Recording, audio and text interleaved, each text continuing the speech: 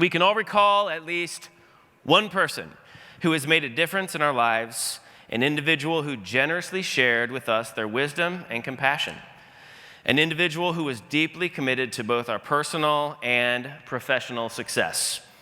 Perhaps now it is our time to repay that debt and offer our wisdom, experience, and most importantly, our commitment to the next generation of project managers.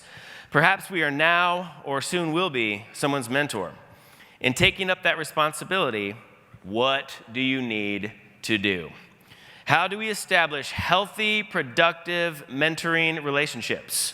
What skills and knowledge do good mentors use to make a difference? And if you are in search of a mentor, how do you find the best fit and make the most of the experience? Our speaker today has been studying those questions for over a decade, and he is here today to share the answers he has discovered. Here to speak on the magic of mentoring is Dr. Paul Schempp.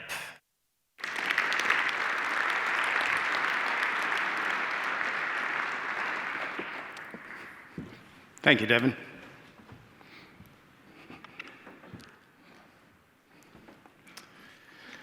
The poet John Donne wrote, "No man," and I would add, or woman, "is an island entire of itself. Each one of us is part of a continent, part of a whole." And I would submit to you that that's what we are here today. We're part of a whole called PMI. What I'd like you to do right now is to look around the room, and if you're at a table with 2 or more people and you see somebody sitting alone, an island, if you will you invite them to join you? Go ahead, take a look around now. Please, this will increase your enjoyment of this next hour if you have people to talk with. Go ahead. There we go. Thank you.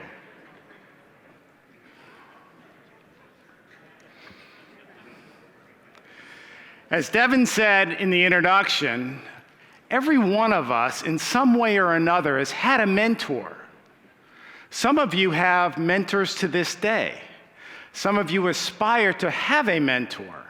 It was interesting when I was coming here, I was on the plane, and as I often do, I try to rehearse my programs over and over again. The guy sitting next to me keeps leaning over and looking at my laptop in front of me. And he goes, "What's that about?" And I said, "Mentoring." For the next 2 hours, he starts telling me about his mentor. At some points, he's crying. Other points, he's laughing. What I'd like to ask you is, who was your mentor? And what did you most value in that relationship? Because if you're going to be a mentor, you're probably going to rely on that relationship to help guide you. So if you would, at your table right now, would you share with the other people there, who was that person, and what did you really value in that relationship, or to this day still value? Take a few minutes and do that, please.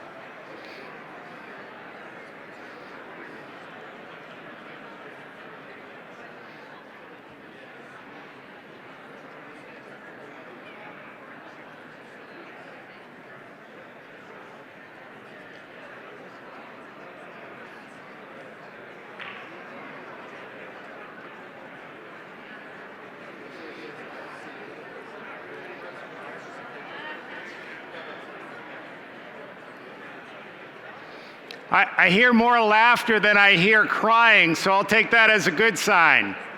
All right, keep the conversation moving, but what I'd like to ask you, as you're talking about your mentor, what did you learn from her or him about your professional behavior as a project manager?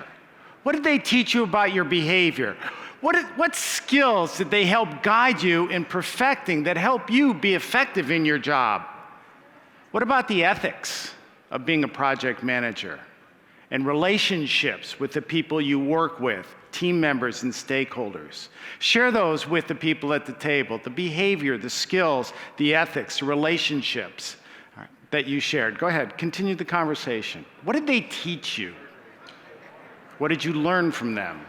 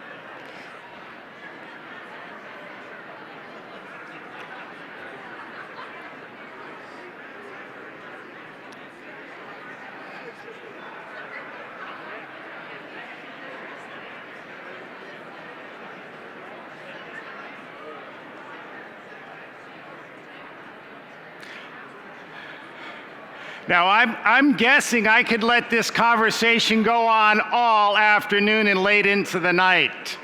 But unfortunately, we don't have that much time, at least not right now. So, one of the reasons I got interested in studying mentoring is because as someone who studies experts, people who are very, very good at what they do, one of the key characteristics I found that was almost universal is that anybody that's very good at what they do probably had at least one mentor.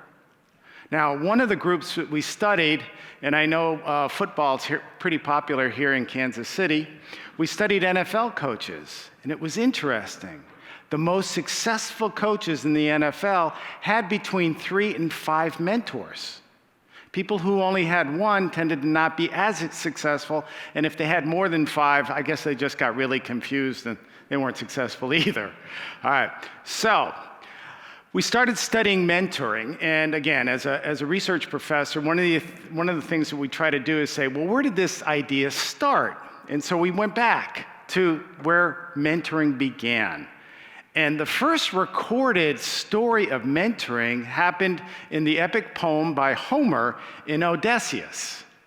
The king of Ithaca in ancient Greece was Odysseus. And at the time, he needed to go to Troy to fight the Trojan War. In ancient Greece, what people were in charge to do if you were a father, and I know, Devin, where are you? 6 children, you must be very busy at this. All right. As a father, you were responsible for the education of your son. The mothers were responsible for the education of their daughters.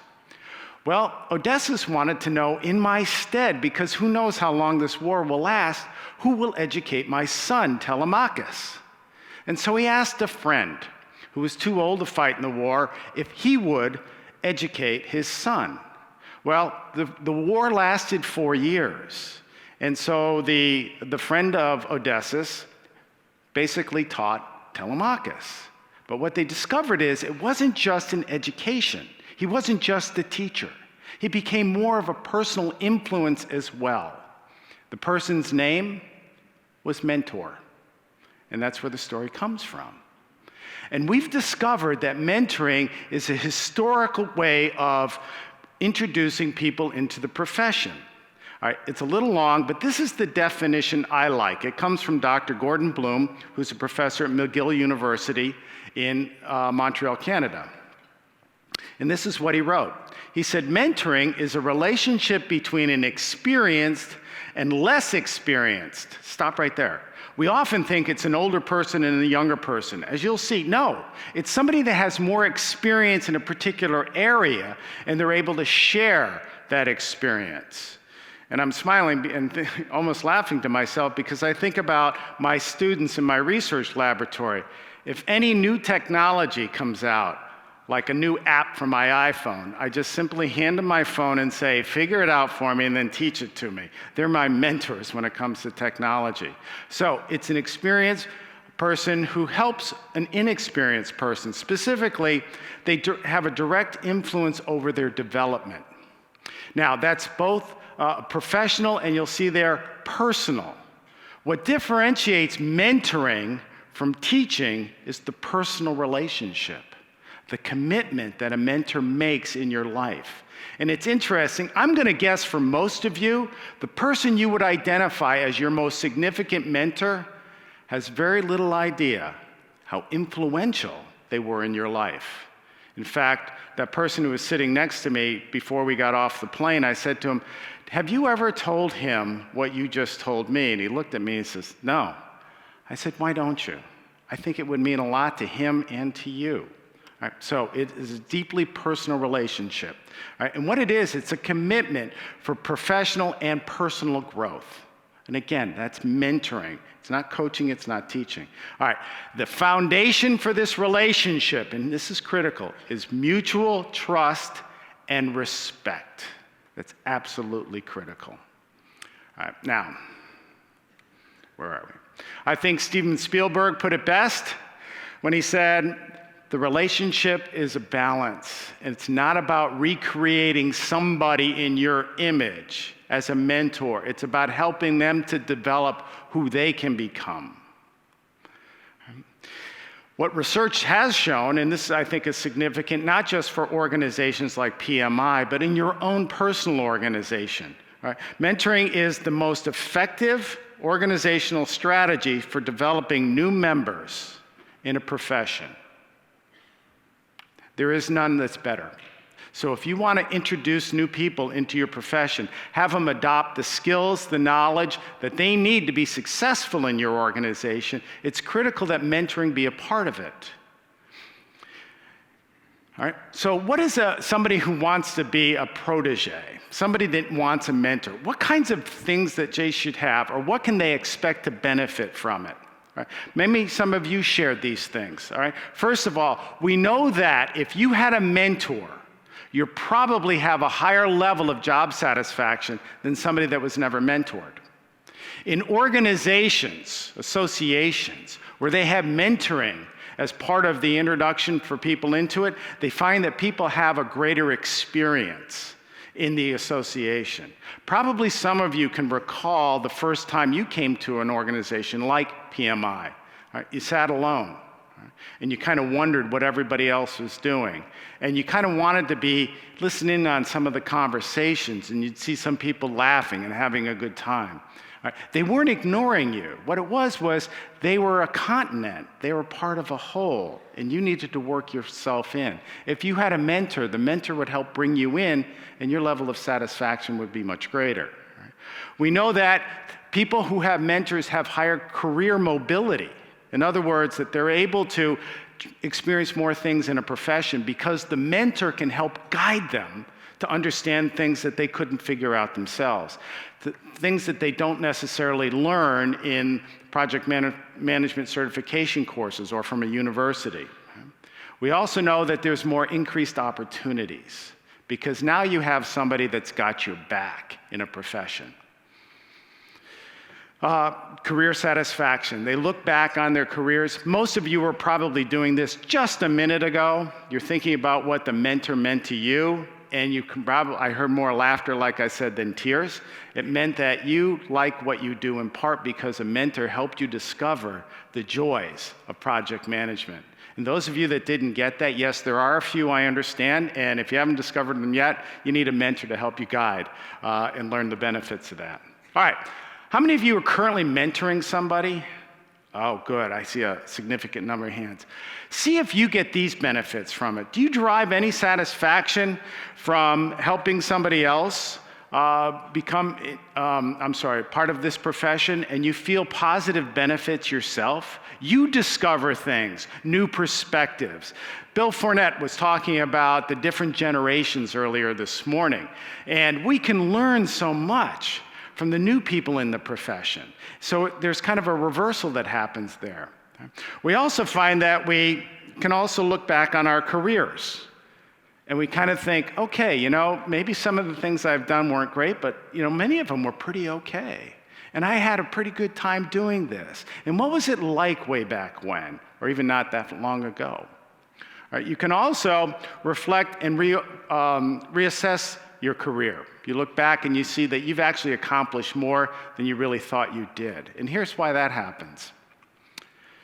We often dwell on the things that aren't so successful in our lives. Right? One of the things that I love to do is to bake muffins for my research laboratory.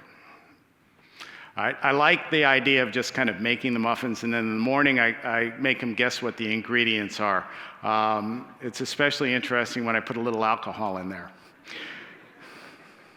But why do I do that? What satisfaction do I get out of that? I get a chance to see that what they feel a part of something that I do, and that I'm able to look back and think back on that. Now, with the muffins, if I burn a dozen or more, what do you think I remember? The great ones or the ones that I burnt?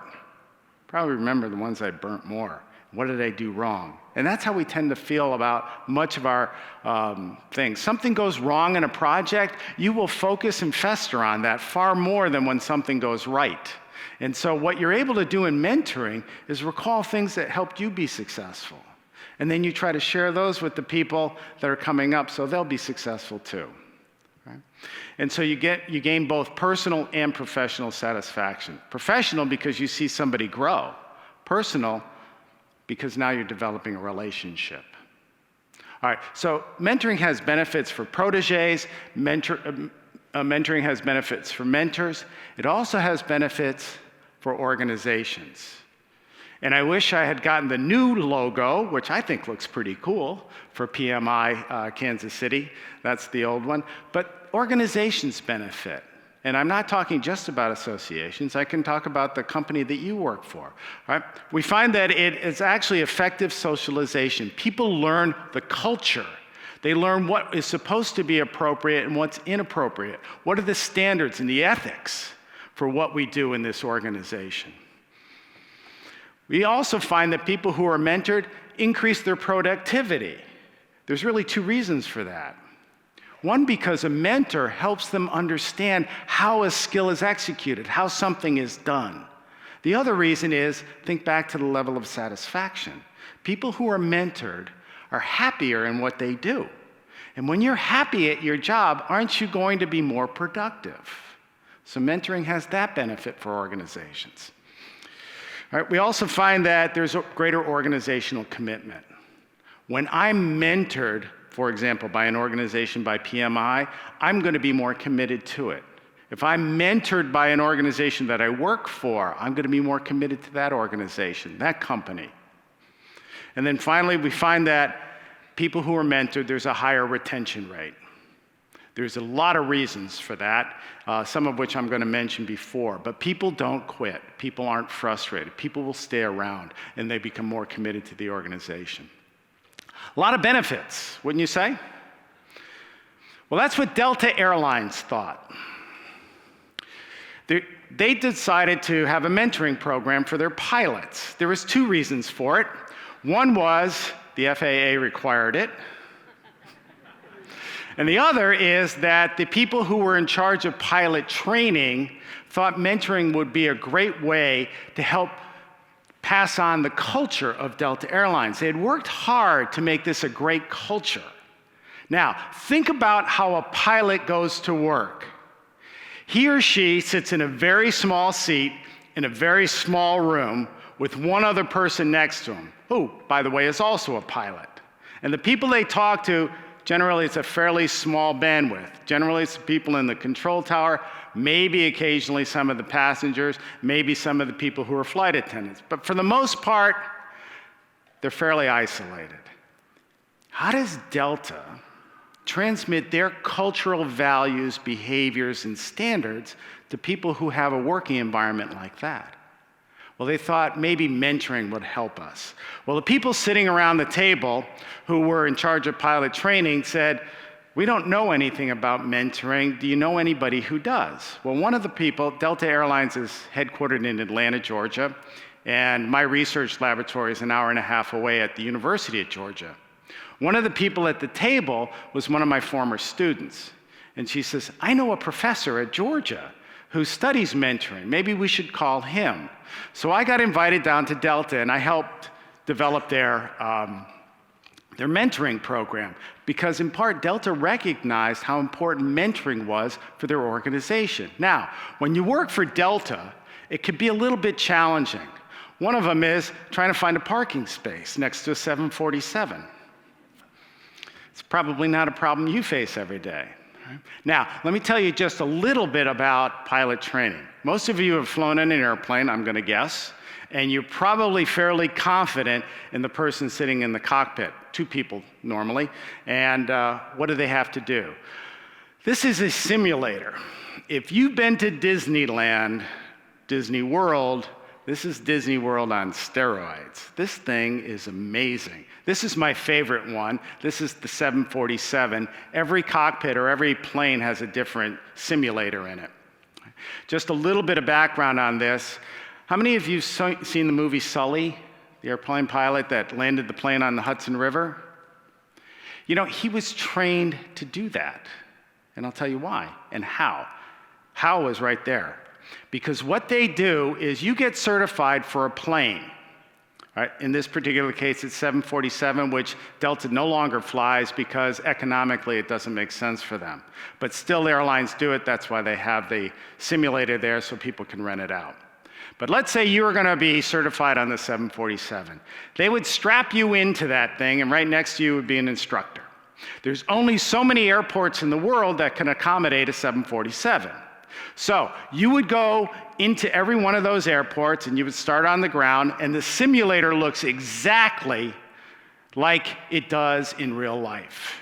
It's uncanny how similar that looks. So you're looking out the window screen, out into whatever. So you take off, you fly it, they put you through different kinds of experiences, things like weather conditions, for example, then you have to land it. And you have to do that, take off and land at every airport that this plane will accommodate.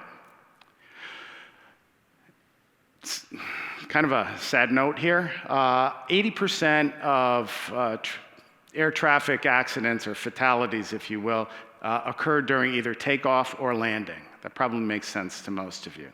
So what happens if it's an engine failure on takeoff or engine fail just before landing? Well, this happened on takeoff out of LaGuardia Airport. You have to put the plane down. You don't even have to be at New York to realize you get up in the air over New York City, there aren't a lot of places to land. Fifth Avenue is not an option. So where are you going to put it if you don't have time to get back to the airport? Well, you can't put it in the East River because there's too much structure, islands, and too much traffic. You can't put it in Long Island Sound because the waves would hit the nose and flip the plane. The option is the Hudson River. So if you're trained on this plane and you're going to take off from LaGuardia, you have practiced landing the plane on the Hudson River. All right, now here's what surprised the pilots when Sully put that plane down, and it wasn't Delta, he was flying for, what's the company out of Pittsburgh? Yes, you got it, yeah. So he put the plane down, and what surprised the pilots, not that he landed it so well, but the plane floated. They never anticipate that was going to happen. Boeing never tests the planes by putting them in the water to see if they float. Everybody got off, in part because he was so well trained. That's why he did it. Now, I have not seen the movie, so I can't tell you what the accuracy of that is. But here's what I'm going back to. What if you were an airline pilot?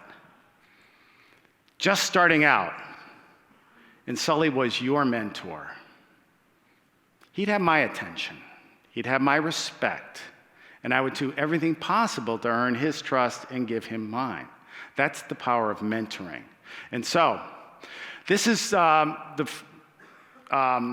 ops is what they do in that. This is called static ops. That's what a cockpit basically looks like if you took everything away but the controls. So they train people in that. This is pilot training. And every time I go into the mentoring programs, I have to pass the simulators and I pass these rooms that had these pilots in it. So we started doing the pilot mentoring program. And then there was something else that occurred at Delta. The person who is the good-looking person in this picture is Ed Bastian. Ed's the CEO. At the time we were starting this program, he was the president. And he had just finished running the New York Marathon. And he calls all of the Delta employees in Delta together because he had an announcement to make. I don't think I've ever seen people happier than they were that morning at Delta Airlines. And no, he was not announcing our mentoring program. He announced that Delta had come out of Chapter 11 bankruptcy, and for the first time they had made $3 billion in profit. And because of the sacrifices for the family they called Delta, he and Richard Anderson, who was the CEO at the time, and the board of directors said, let's give 1/3 of it back to the employees. I'd work for Delta. And so part of that is Ed said he had just run the New York Marathon and it made him a better executive. And so I called his secretary and I said, would Ed talk to me about that experience? And so we did. We did a little interview on that. And then he wanted to know more about the mentoring program. And then he shared something with me that at the time was confidential. Now it doesn't, now it's public information. He said in 2 years, the CEO, Richard Anderson, is going to step down, and the board has appointed me as the new CEO. That is highly confidential information. And then he said, they want me and Richard, they want Richard to mentor me in becoming a CEO for Delta Airlines. And I mean, you think about it, Delta Airlines, any commercial aircraft carrier, you don't go to school to get a degree in running a major aircraft company. How do you learn? And so they thought mentoring might be a good way to do this. And so he talked to me about how to go about the mentoring program because he knew I was doing it for the pilots. Interestingly enough, I also do some work with the National Basketball Association. Some of you have heard of the NBA. Well, I do some leadership training for them, and I go up there on a regular basis. And they were going to make a change as well. David Stern was the old commissioner. The new commissioner coming in was going to be Adam Silver. Adam currently is the commissioner. Some of you have seen Adam on television because of the debacle going on in China right now. And so Adam asked me the same question. He says, I understand you do some work in mentoring. David and I need to have a mentoring relationship. How does it work? And so what I'm sharing with you is that certain organizations recognize just how powerful this is.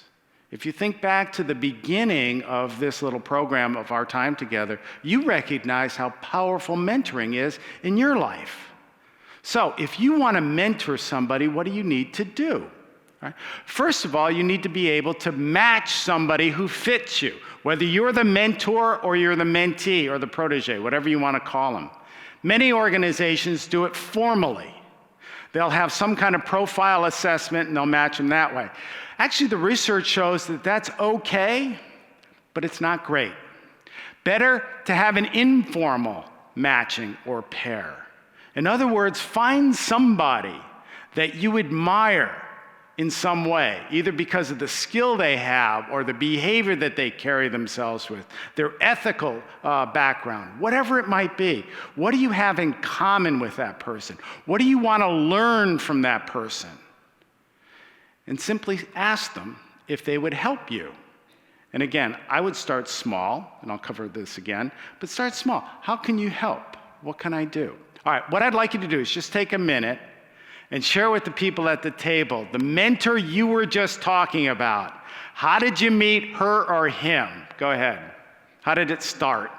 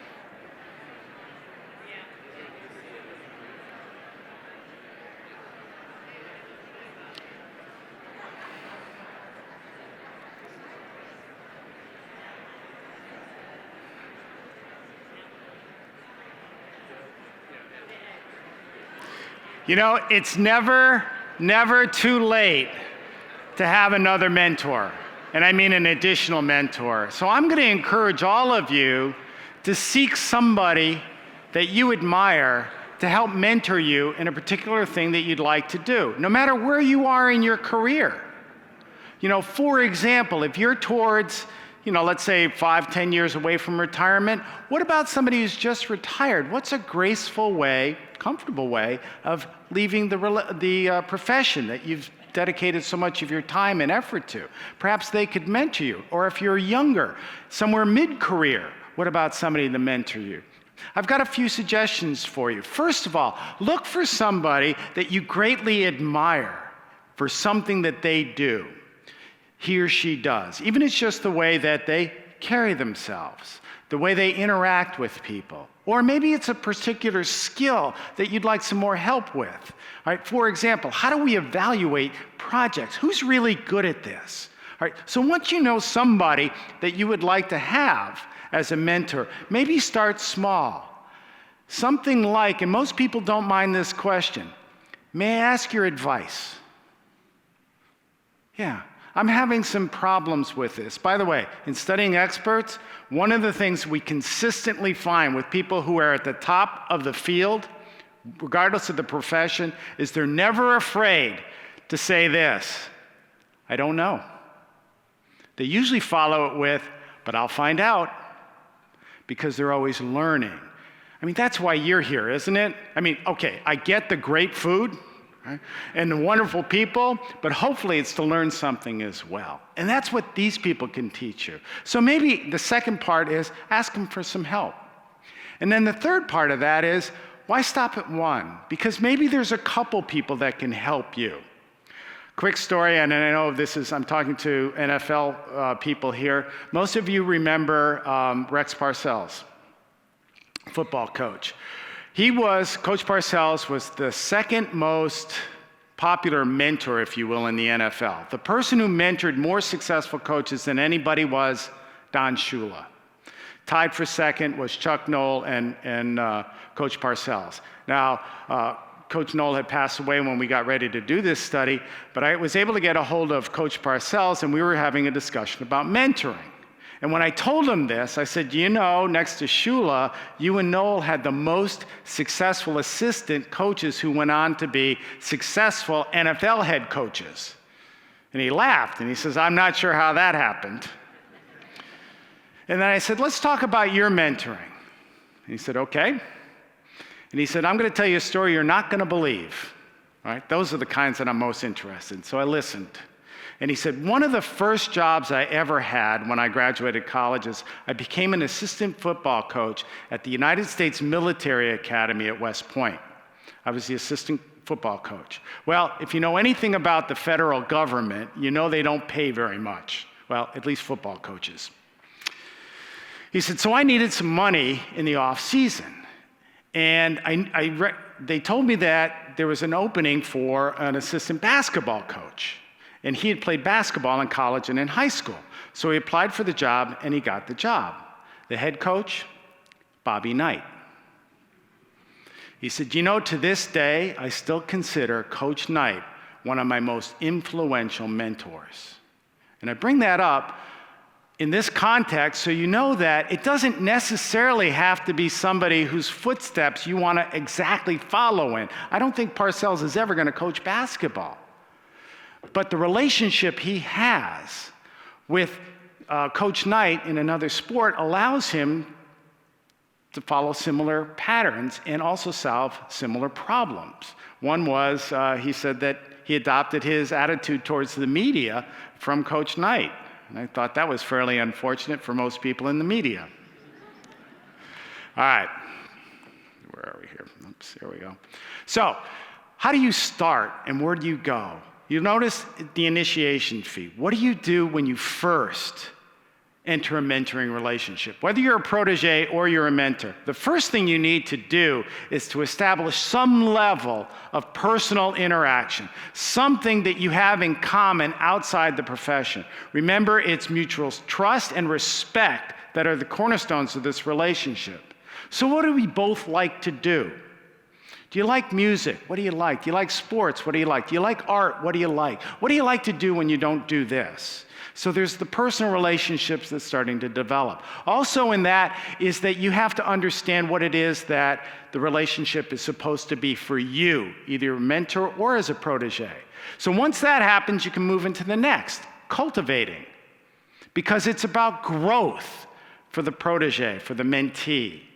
So how are we going to do that?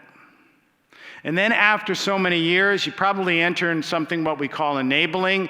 I call this the kicking out of the nest.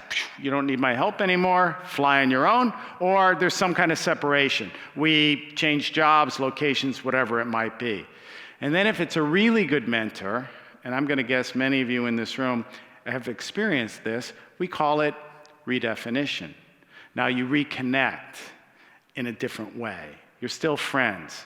To this day, Parcells and Knight still talk on a regular basis. Wouldn't you like to be a fly on the wall in that conversation? All right. Here's something I strongly suggest, and if you would like this information, I'm going to give you my contact information at the end.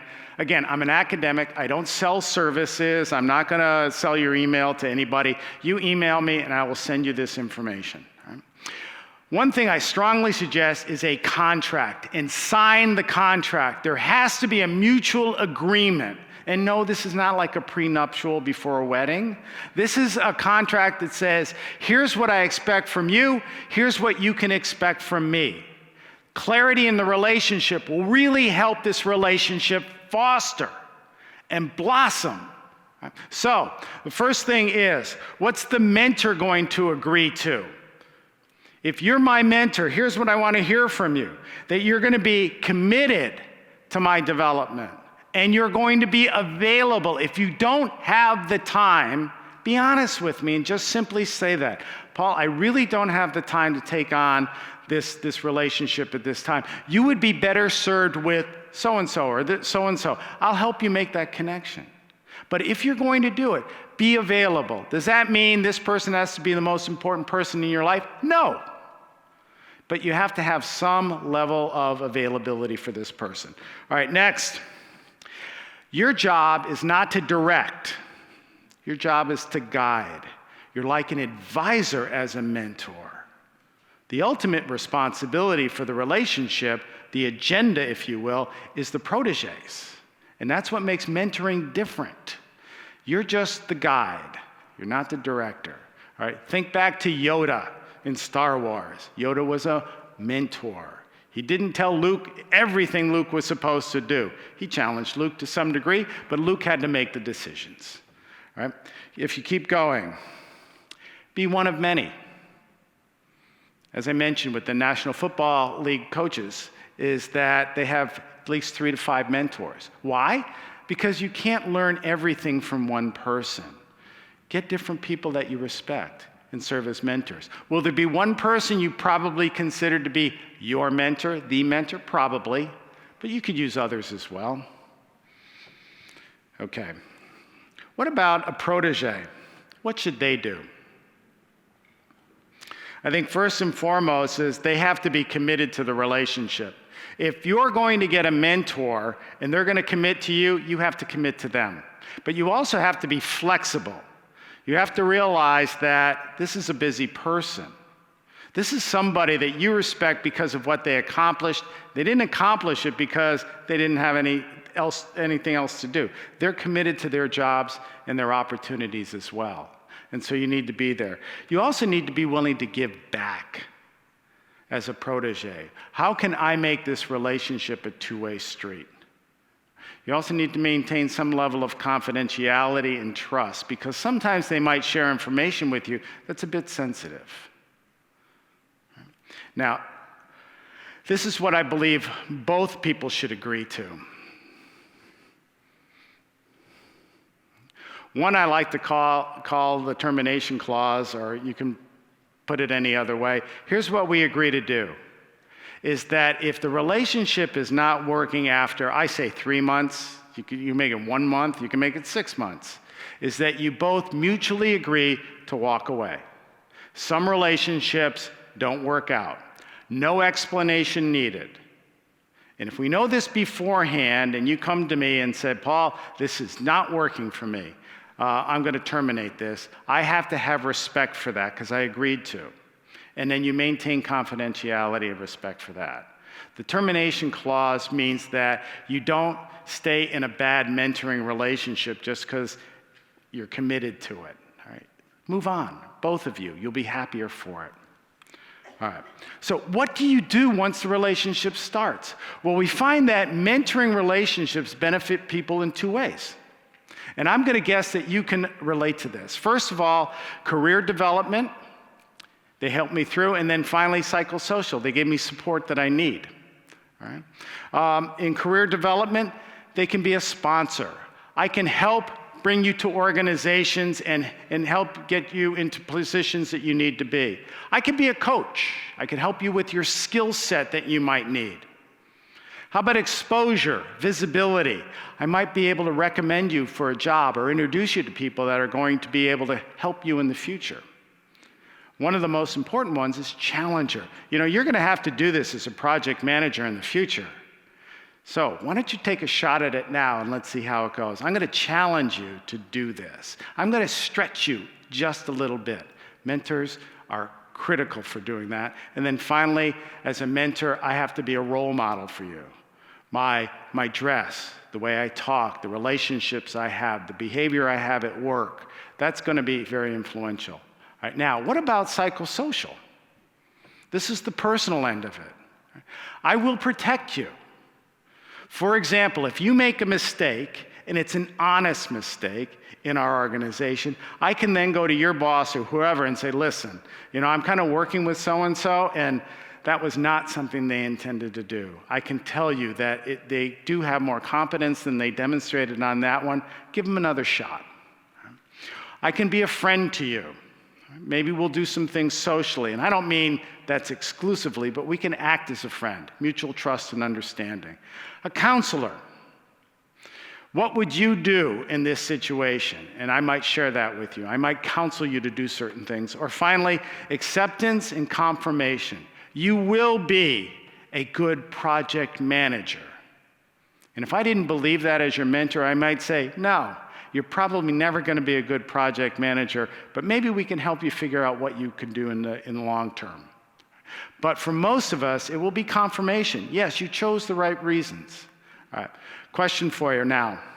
We did a study to find out which ones were most effective, which ones were most valued. I just want you to think, you don't have to share this with the people at your table. Back to your mentor. What roles did they play, either career development, psychosocial, that you most valued? Got them? Here's what we found. First of all, these are mentees or proteges, most valued their mentor's friendship. And I'm going to guess that when you think about your mentor, you still consider her or him a friend. Next, acceptor. They accepted me for my flaws as well as my strengths. They were a role model to me. I always looked up to that person. I always wanted to be like them in certain ways. I never wanted to disappoint them. And they were a challenger. They made me better than I could ever have made myself.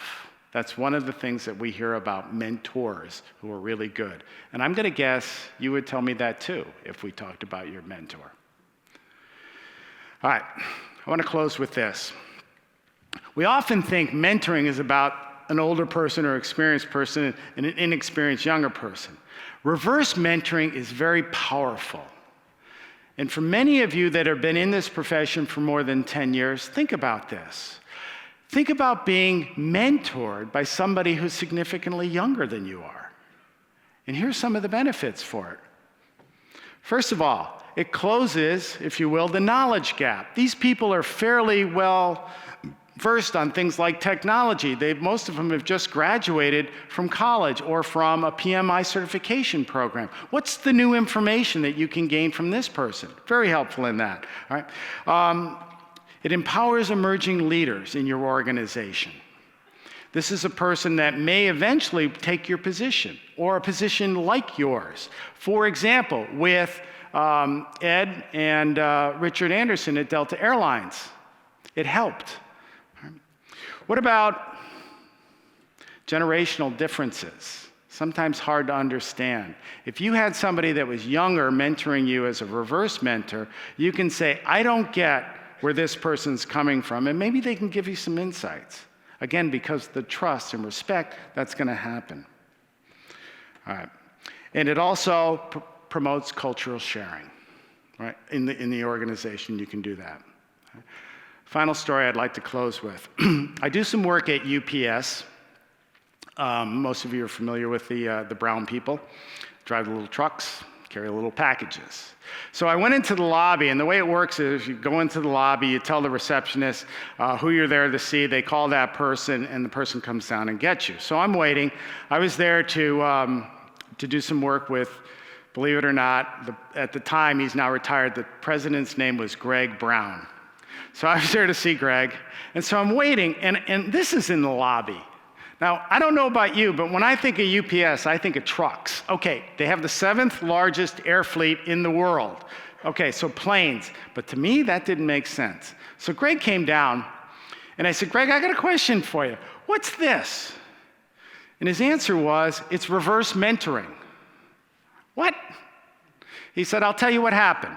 We did this reverse mentoring program, and I got a new hire that came from Georgia Tech. And we were in a meeting, and here's the challenge that we had. UPS made a commitment several years ago that they would deliver any package anywhere in the world. And I don't know how much you know about what's going on in Central Africa right now with the wars that are going on. Well, there's over 2 million refugees in the country of Uganda. Refugees from the surrounding areas. Boko Haram is one of the organizations that's causing all this upheaval. Well, can you imagine a refugee camp in Central Africa with over 100,000 people in this one camp? And 100,000 people, there's going to be medical needs. And what I mean by that is medicine that has to be delivered on time every day. How do you get it there? Well, a typical UPS truck is not going to drive down the roads of Central Africa to get there for a number of reasons. So they were trying to figure out how to do this. And the young mentor says, well, what about a drone? To which all the people over 50 look at him and say, what's a drone? And he started to explain it. And here's what it is. That's a drone.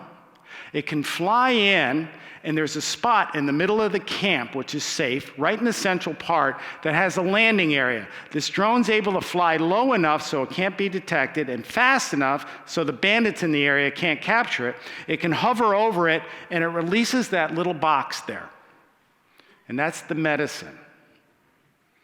And then Greg looks at me and goes, you know, we lose money on that, but I don't lose sleep. In the first 6 months, it's estimated we saved over 6,000 lives. The power of mentoring. All right.